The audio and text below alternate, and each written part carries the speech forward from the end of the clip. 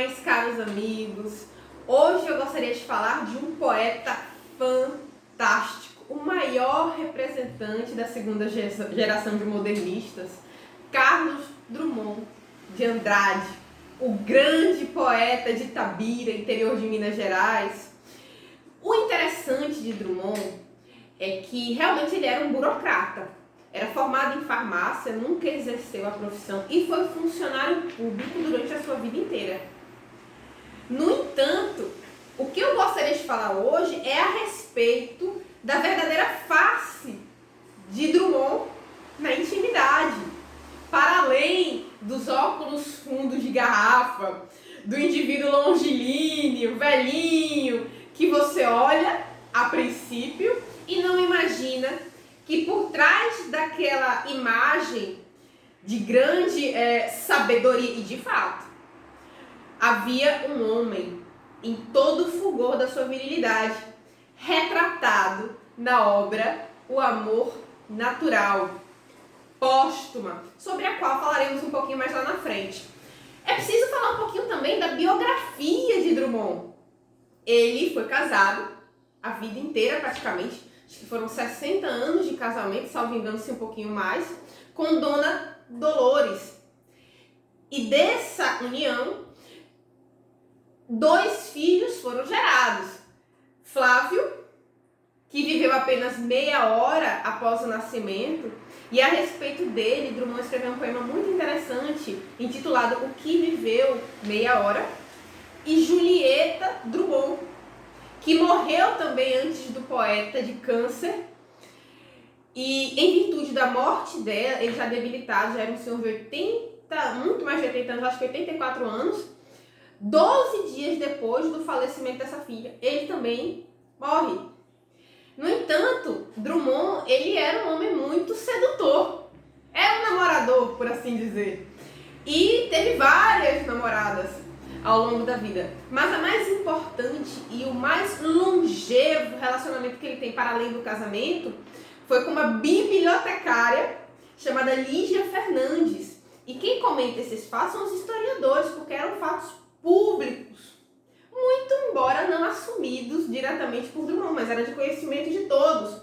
Inclusive, Geneton Moraes, o grande jornalista que teve a oportunidade de entrevistar Drummond poucos dias após a morte de Julieta e antes da morte do próprio poeta, ele escreveu um livro chamado Dossiê Drummond, em que ele relata essa entrevista fantástica que ele teve com Drummond e também entrevista Lígia. Então é um livro bem interessante, o caráter biográfico vale a pena a consulta, mas voltando a falar de Drummond, Drummond era um namorador, era um conquistador. E segundo Lígia, a bibliotecária, a sua namorada longeva, por assim dizer, ele tivera 83 namoradas ao longo da vida. Quem relata esse fato é Lígia.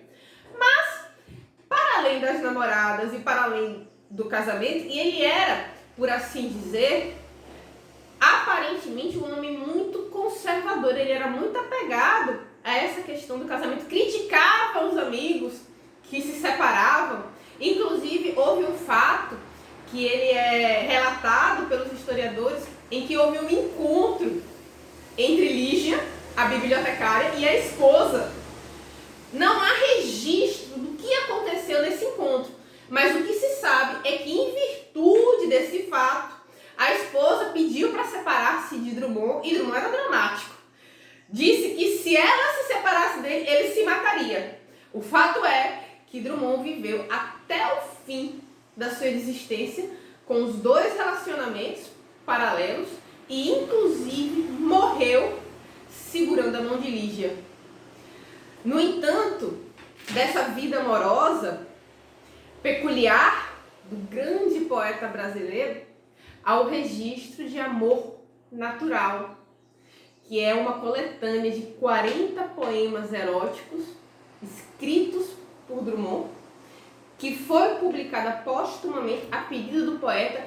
Inclusive, ele teria consignado em testamento que essa obra só poderia ser publicada após sua morte, e de fato 5 anos depois da morte de Drummond, que foi em 87, essa obra foi levada a público e é belíssima. Marcou muito a minha juventude, porque eu creio que li, tem mais ou menos uns 17 anos que li Amor Natural, e para mim foi um choque, porque até então o único poeta que eu tinha lido que tinha esse viés erótico, poetisa, que eu conhecia era Violeta Branca,